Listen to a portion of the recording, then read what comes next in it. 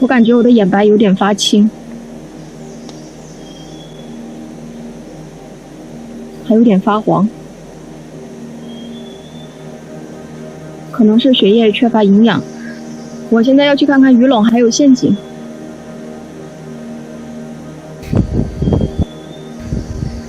这个鱼笼因为本身它就比较大，现在又泡在水里面，拉起来还挺重的。不过还好，水里面有浮力，我拉它也不是特别的费劲。好了，就给它在岸边吧。好，就靠着水边看一下，看看里面有没有惊喜。有鱼，不过好像和我想象中的不太一样。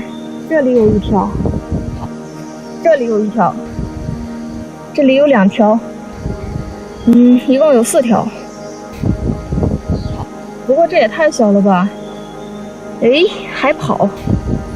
这个是罗非鱼，热带地区水里面罗非鱼是最常见的了。把这里面的也拿出来。3条鱼都放不满一只手。我费了这么大的力气编了这么大的鱼笼，抓到了这么小的4条鱼。不过能抓到鱼已经很不错了，总比没有的好。能抓到鱼说明这个饵料没有问题，能抓到小鱼说明这个鱼笼编的还是比较细密的。其实我对这个鱼笼还是很满意的，虽然抓到的鱼比较小，但是这说明这个鱼笼还是很细密的。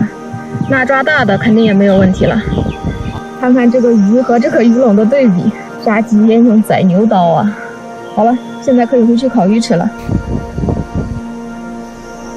希望下一次能够抓到大鱼吧。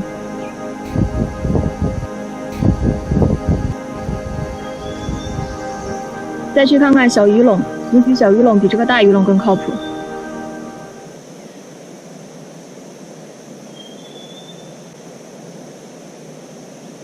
这里有个蜂巢，这个应该是花腰蜂。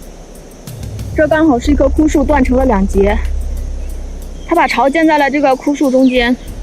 这个巢才只建了一点点，现在只用了一些木屑和土做了几层，还只是一个雏形。这种蜂子的攻击性特别的强，如果不小心招惹到它，它就会疯狂的攻击人，特别狠，而且被叮咬了以后会特别的疼。因为它们是群体动物，受到骚扰以后一般都是倾巢而出，所以可能会导致被叮咬过多而休克，甚至死亡。我扒拉它一下，看看它们的种群怎么样。出来了一个，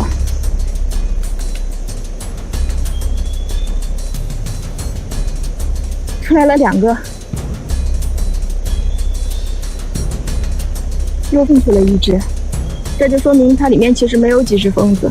这是它一直在我四周乱哼哼，我现在不能动，否则它就会叮咬我了。它现在正在保卫它的家园，它剑拔弩张的样子，好像在说犯我蜂巢者，虽大必叮。其实我并不怕它，这么小的蜂巢，就算它倾巢而出，我顶多被叮成猪头而已，并不会有生命危险。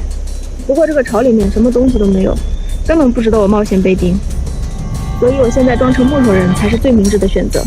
有一个大活人在这里，只要我不动，他就感觉不到我的威胁，也不会把我怎么样。我想你说的对，禽兽之变诈己，何哉？只增笑耳。好了，他现在进去了，我要离开这里，否则的话很容易就会被他叮咬到。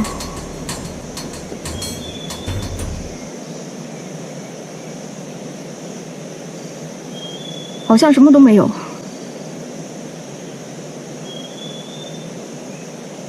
哎，有一个螃蟹。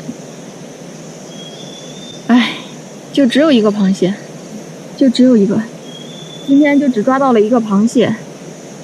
看来鱼笼需要换位置了，可能是因为这个小溪它水流有落差，鱼不会大规模的在里面游来游去。我把鱼笼放在同一个位置，很难每次都抓到鱼的，所以我要换个位置。我把它放到这里吧，这个地方的水还比较深，就把它下在这里好了。而且上面有很多枯树和石头，有一些鱼、螃蟹还有蛙类就喜欢待在这种地方。我把罗非鱼的内脏当成诱饵放到了这个小鱼笼里面，希望这些鱼和螃蟹能喜欢我给它们准备的诱饵吧。陷阱自从上次压到一个山鼠之后就再也没有抓到东西了。哎，这个陷阱触发了。看看是不是压到了。什么也没压到。我准备换一下饵料，把摘回来的巨果茸撕碎以后用来做诱饵。看看这个也出发了。哎，有根尾巴压到了一只，已经压瘪了。这个特别的小只，和我的手指差不多大，只有一个手指这么长。这些石头都太重了，每个杉树都这个是我下陷阱到目前为止抓到的第2只杉树，可能石头真的是太大了，每个都压成了薯片。不过苍蝇再小也是肉，拿回去把它烤了，蛋白质。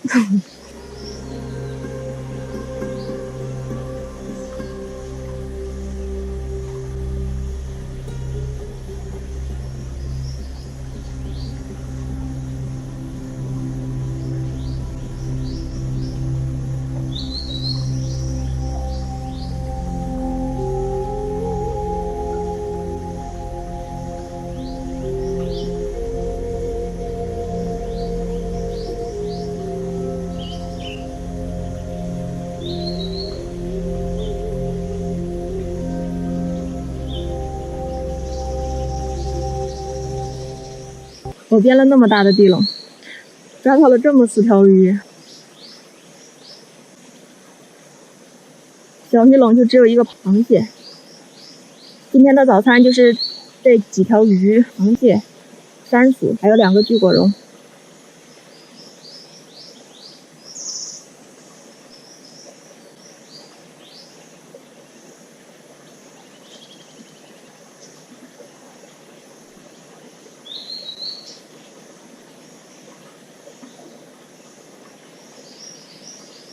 我在上面放了盐酸果，烤了以后，吃起来有点酸咸的，味道还不错。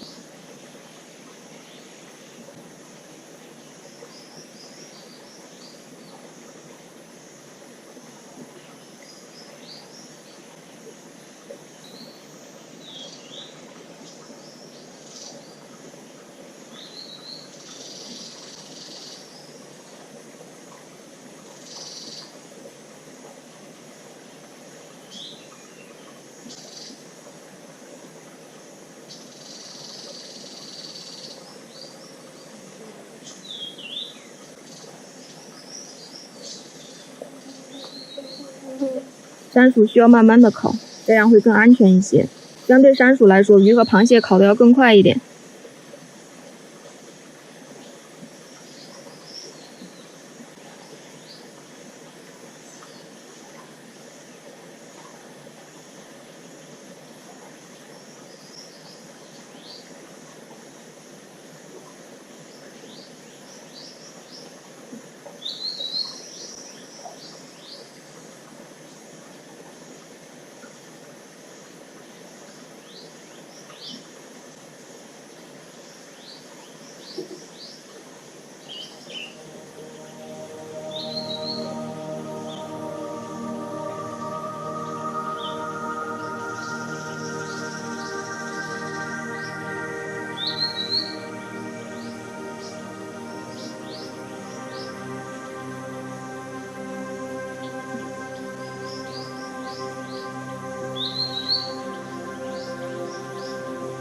现在我有10个陷阱，再加上2个鱼笼，晚上还可以抓到老饵，蛋白质暂时不是很匮乏。